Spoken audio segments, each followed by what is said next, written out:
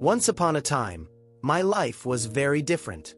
It seemed that I lived in an ordinary, predictable reality, with a home, a job, and, as I thought, love. It all came crashing down in an instant, when the truth was scarier than my worst assumptions. I had been married for 4 years. She was everything to me, a friend, a partner, even a family I never really had. I trusted her unconditionally, and her best friend was engaged to a friend of mine, and our little group seemed like the perfect circle. We shared joys, helped each other in times of need, and never would have thought that there were knives hiding behind the smiles. It all started when one day my friend's fiancé noticed strange messages on his phone. Yes, they were from my wife. Awkward, intimate, unambiguous. I didn't know anything, but she had already started digging. And then something happened that I still dream about as if it were real. She came to my house while I was on a business trip. Yes, my wife and my friend. The bride caught him on the way out. They didn't even try to hide. It was clear. It's naive to think that all I felt at the time was anger or disappointment. No, there was something much deeper, some emptiness, like a part of my soul had been ripped out. I tried talking to my wife, trying to understand how we'd gotten to this point. She tried to explain herself too, of course, but she seemed to have already excused herself. She said she was never happy, that we were married for nothing, that it was a mistake. It sounded like she'd rehearsed those words beforehand. The whole time I was berating myself. Maybe I wasn't trying hard enough. Maybe I could have spent more time with her. Of course, she didn't dissuade me from that. Bottom line, I left. I packed my things and disappeared from her life, just as I had disappeared from my own dreams of our future. But here's the interesting thing. Sometimes life takes such a fair turn that you can't help but smile. A couple weeks after I left, she called me. Her voice was hysterical. Turns out she'd been fired from her job. The reason? She had brought her new boyfriend, yes, the same one, to the Catholic girls' school where she worked several times. Management didn't like it, to say the least. Given her, shall we say, less than stellar work ethic, they pointed her out the door. She tried to get reinstated, but things went south. She couldn't make the payments on the house I left her. The bank sold it off for a pittance and her credit history was destroyed. She ended up having to move back in with her parents, and with the same guy. And then I started to notice something strange. You see, I was still on good terms with her father. We always got along, and to be honest, he became more of a friend than a father-in-law. One day he showed me a picture of her newborn baby. Yes, she was pregnant. And that's where I noticed the oddity. It wasn't the cutest baby, to say the least. Don't get me wrong, I'm trying to be a kind person, but this baby was weird. I even showed the photo to a few of my friends to make sure it wasn't just my opinion. Everyone agreed. He really didn't look his best. Now I look at it all with a slight smile. Life has given me more than I could have ever dreamed of. I'm dating a great girl. We've been together for 3 years now, and our bond is stronger than anything I've ever had before. And the ex? Well, karma always finds its victim. Next, but no less exciting, I beat up the guy my wife cheated on me with.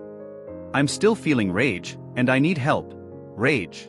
It's a word I didn't understand before. It seemed to be just a feeling, a flash that goes away.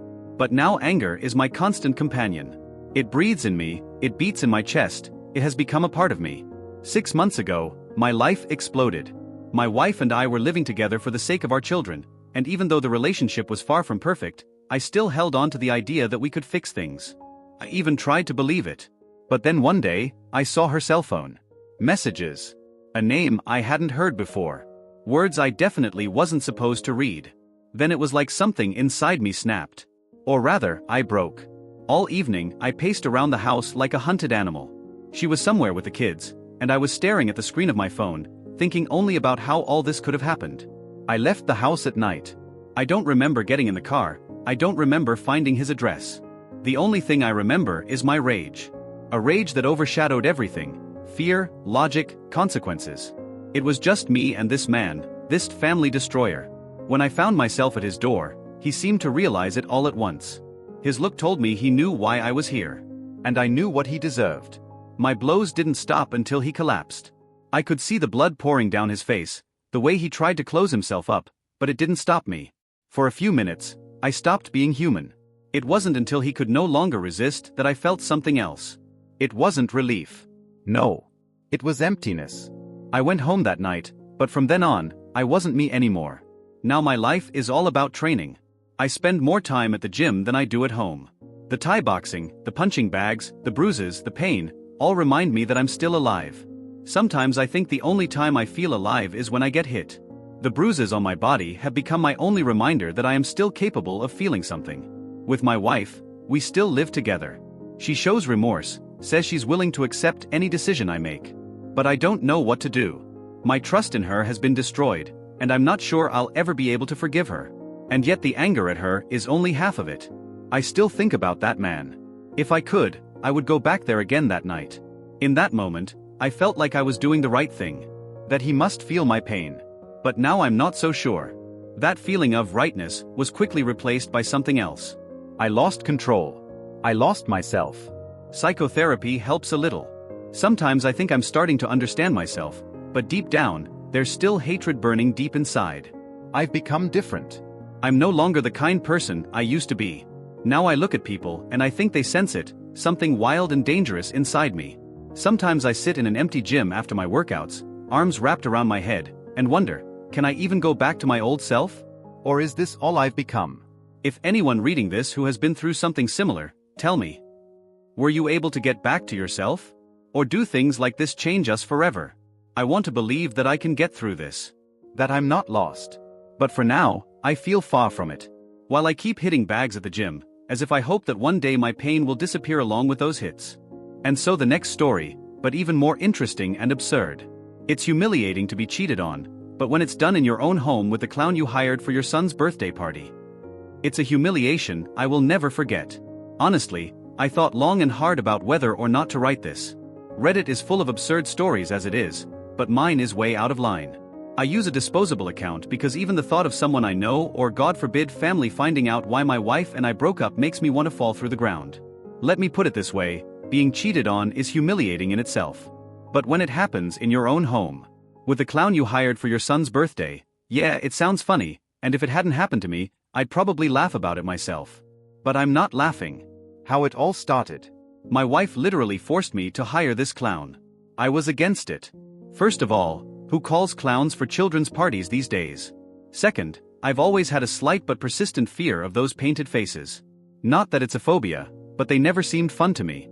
But she insisted because it would make the holiday memorable. Well, I agree with her. The party did turn out to be memorable, but not in the way she probably planned. So I gave in. Out of love, like a fool. We agreed that the clown would entertain the kids all day and then leave, leaving us to celebrate as a family. A birthday party. It started out okay. This guy we hired really knew how to entertain the kids. He showed magic tricks, inflated balloons in the shape of animals, and even acted out a skit of some sort. The kids were thrilled. I honestly tried to stay away because his smile made me uncomfortable. My wife, however, was clearly pleased.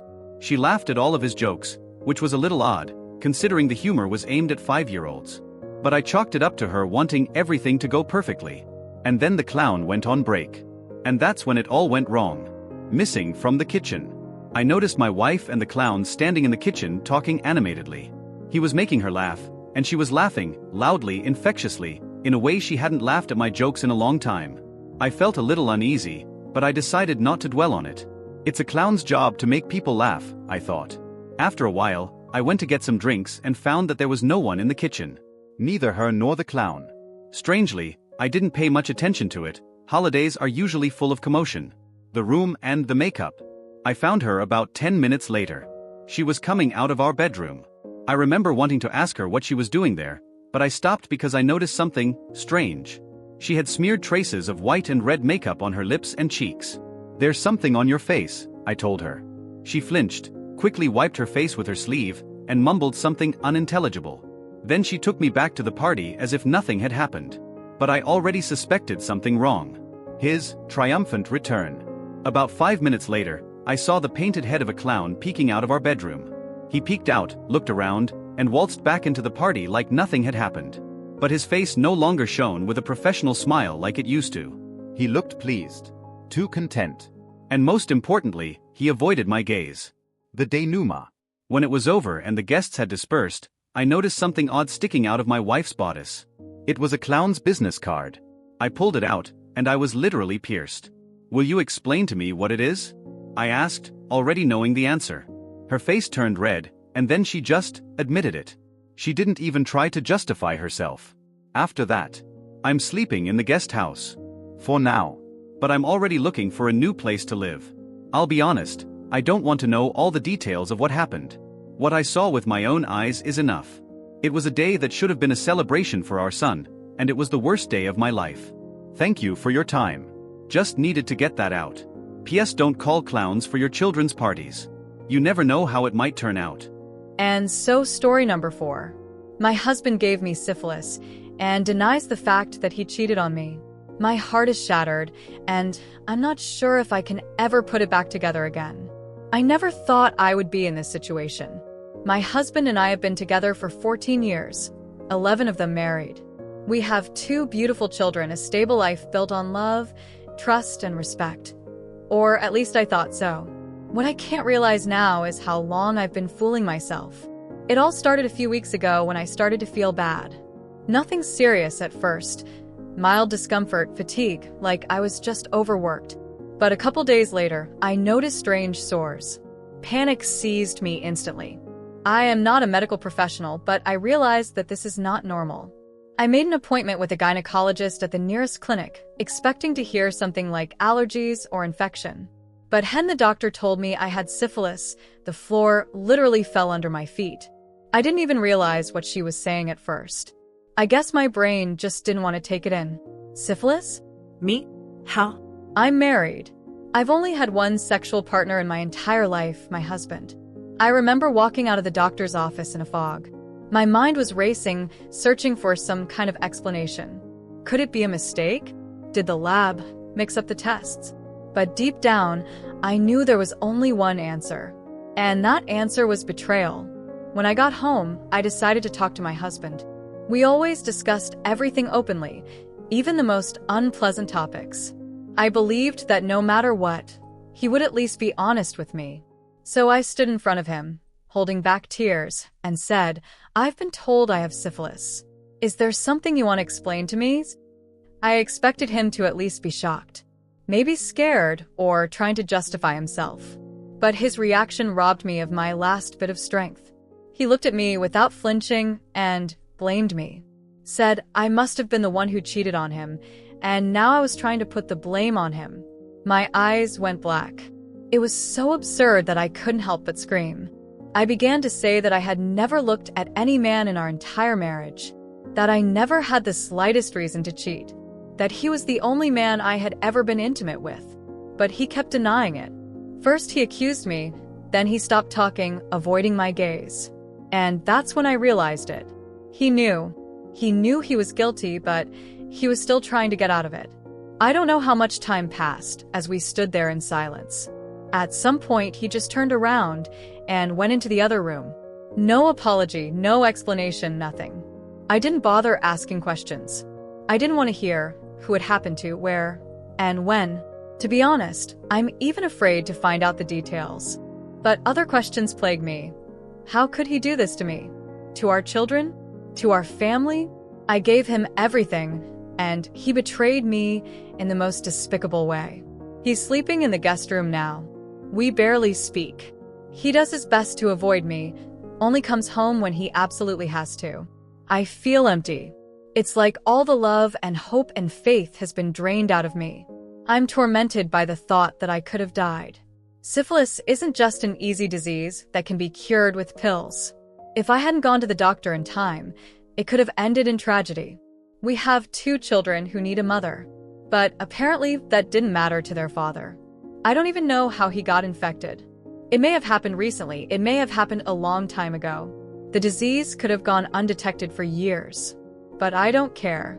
The point isn't when it happened, it's that he brought it into our home and put me in danger. I haven't told anyone about this yet.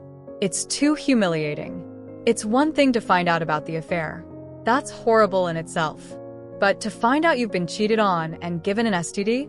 That's beyond my comprehension. I've decided I'm going to file for divorce. It's out of the question. He has betrayed me, destroyed our family, jeopardized my health, and most importantly, he continues to lie. I cannot live with a man who is so disrespectful to me and our children. I'm going to make this divorce as painful as possible for him. Not for revenge, for justice. I want him to realize that his actions have consequences.